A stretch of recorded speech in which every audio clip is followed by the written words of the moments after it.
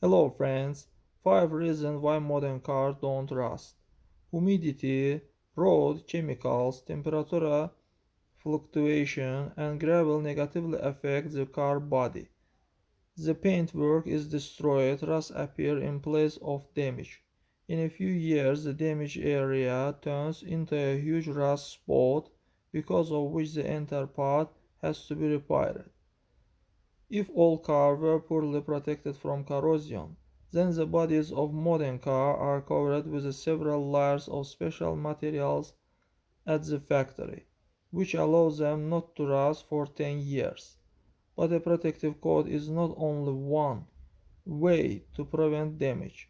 Seals in the seams of the body, good sealing of cavities, refined paint and varnish technology, galvanization and anti-corrosion coating with the so-called sealing.